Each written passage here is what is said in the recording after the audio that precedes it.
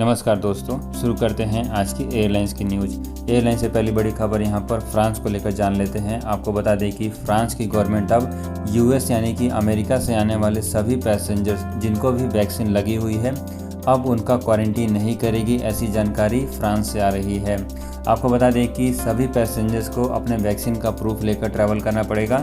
साथ ही साथ उनको अपने कोरोना वायरस का नेगेटिव रिपोर्ट भी लेकर फ्रांस में आना पड़ेगा। यदि वो ऐसा कर लेते हैं तो उनको फ्रांस में आने के बाद क्वारंटीन में नहीं रखा जाएगा। ऐसी जानकारी यहाँ पर फ्रांस की गवर्नमेंट की तरफ से जारी की गई है। आपको बता दें कि ठीक इसी तरीके के नियम दुनिया के दूसरे देश भी लेकर आ रहे हैं। यदि आपको वैक्सीन लगी हुई है और आप एक स्पेसिफिक कंट्री से ट्रैवल करके जाते हैं, जो कंट्री अप्रूव लिस्ट में है, तो आपको वहां पर जाने के बाद क्वारंटीन में नहीं रखा जाएगा। अभी इस नियम को बहुत कम देश ही लागू कर रहे हैं। उसका सबसे बड़ा कारण है कि बहुत सारे देशों में अभी तक वैक्सीन नहीं पहुंची है और बहुत सारे देश अभी भी वैक्सीन का इंतजार कर रहे हैं, जिस कारण से अभी भी रेगुलर बेसिस पर अंतर्राष्ट्रीय उड़ानें चालू नहीं हो पा रही है। आगे बढ़ते हैं और अगली खबर यहाँ पर वैक्सीन को लेकर ही जान लेते हैं। आपको बता दें कि भारत में अभी भी 3 वैक्सीन का अप्रूवल मिला हुआ है। पहली वैक्सीन यहाँ पर कोविशील्ड है, दूसरी यहाँ पर कोवैक्सीन है और तीसरी रसिया की वैक्सीन है।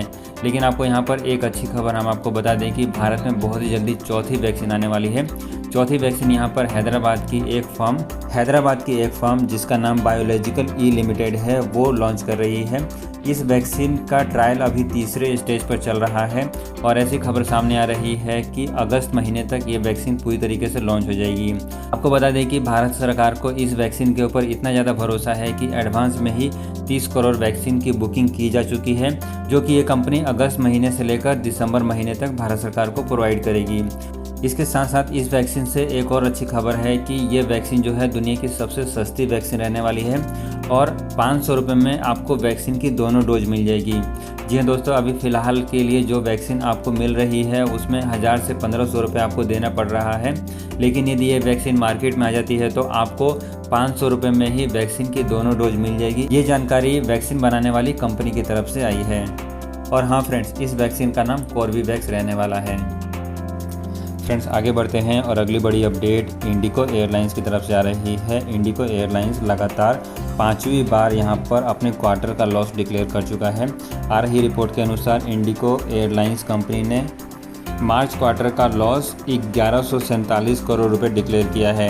इससे पहले दिसंबर महीने का जो क्वार्टर लॉस था वो 620 करोड़ रुपए था, लेकिन इस बार ये लॉस ऑलमोस्ट डबल से बढ़ गया है।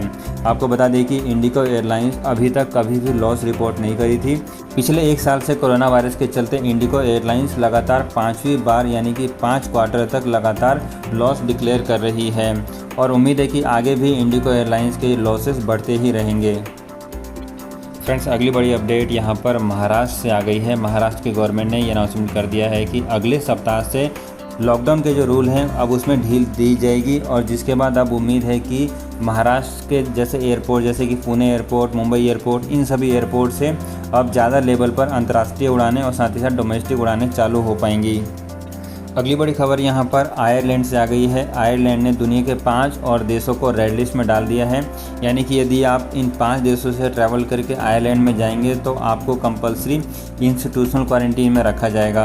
बात करें ये 5 देश कौन कौन से हैं, तो यहाँ पर पहले नंबर पर अफगानिस्तान है, दूसरे नंबर पर इजिप्ट है, इसके अलावा श्रीलंका, सूडान और टोबागो का भी नाम इस लिस्ट में शामिल है।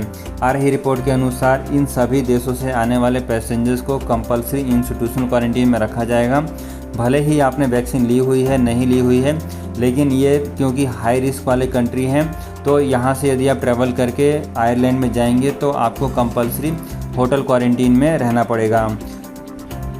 आयरलैंड की गवर्नमेंट ने ये जो नया नियम लागू किया है ये 8 जून से लागू कर दिया है। कुल मिलाकर आयरलैंड की गवर्नमेंट ने इस लिस्ट में 51 कंट्रियों को शामिल कर दिया है। फ्रेंड्स, आगे बढ़ते हैं और अगली बड़ी अपडेट यहाँ पर दिल्ली एयरपोर्ट की तरफ से आ गई है। आपको बता दें कि दिल्ली एयरपोर्ट पर तकरीबन 2.5 करोड़ रुपए का सामान पकड़ा गया है, जो कि कस्टम अधिकारियों ने पकड़ा है। जांच में जो सामान पाया गया है उसमें आईफोन और इसके अलावा लैपटॉप बरामद किए गए हैं। कस्टम अधिकारियों ने 222 आईफोन और 173 लैपटॉप जब्त किए हैं, जिसकी टोटल लागत तकरीबन 2.5 करोड़ रुपये बताई जा रही है। आपको बता दें कि यदि आप अंतर्राष्ट्रीय उड़ानों से ट्रैवल करते हैं और एक देश से दूसरे देशों में ट्रैवल करके जाते हैं तो आपको कस्टम अधिकारियों को पूरी डिक्लेरेशन देनी पड़ती है कि आप कितना सामान लेकर ट्रैवल कर रहे हैं। लेकिन यदि आपने उस डिक्लेरेशन में अपनी सही जानकारी नहीं दी तो आपको कस्टम अधिकारी पकड़ सकते हैं और आपको जेल भी हो सकती है। फ्रेंड्स, आगे बढ़ते हैं और अगली बड़ी अपडेट यूके से आ रही है। यूके की गवर्नमेंट की तरफ से एक बड़ा डिसीजन लिया गया है जिसके अनुसार यदि आप 8 जून के बाद यदि आप ट्रैवल करके जाएंगे तो अब आपके लिए सीधी उड़ानें पॉसिबल हो पाएंगी। आ रही रिपोर्ट के अनुसार यूके की गवर्नमेंट ने सभी रेड लिस्ट वाले कंट्रियों से सीधी उड़ानें चालू करने का फैसला ले लिया है। इससे पहले बहुत ही कम देशों से सीधी उड़ानें चालू थी, लेकिन 8 जून के बाद कतर, यूएई और इसके अलावा और भी दुनिया के दूसरे देशों से यूके की गवर्नमेंट ने सीधी अंतर्राष्ट्रीय उड़ानें चालू करने का फैसला ले लिया है। लेकिन हम आपको ये भी बताते चलें कि इन फ्लाइटों से केवल ऐसे लोग ही ट्रैवल करके जा सकते हैं जो कि यूके के नागरिक हैं, क्योंकि अभी भी यूके की गवर्नमेंट ने रेड लिस्ट वाले कंट्रियों के आम पैसेंजर्स को ट्रैवल करने की अनुमति नहीं दी है।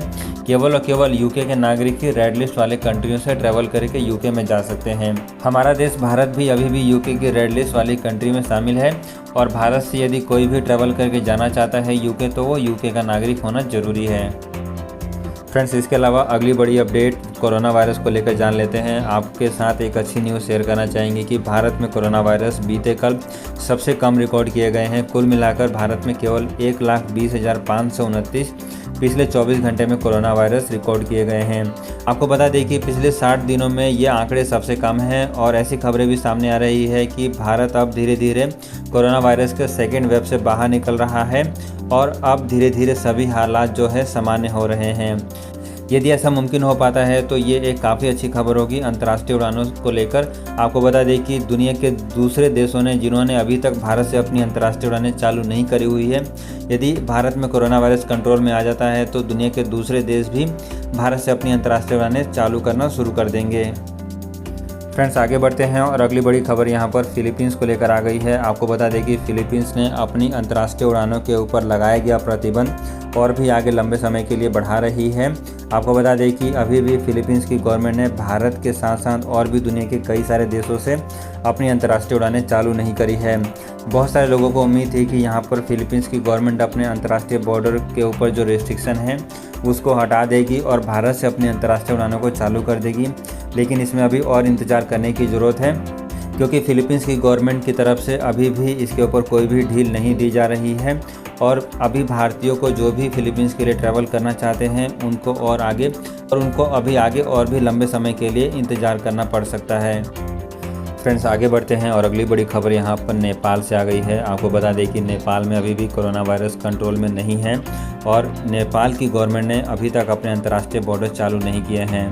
हालांकि नेपाल की गवर्नमेंट के द्वारा अभी भी लिमिटेड तौर पर फ़्लाइटों को चालू रखा गया है और केवल ये एक तरीके की स्पेशल फ़्लाइट है या फिर आप बोल सकते हैं चार्टर फ़्लाइट है, जिन फ़्लाइटों से केवल ऐसे पैसेंजर्स को ही भेजा जा रहा है जो कि उस देश के नागरिक हैं।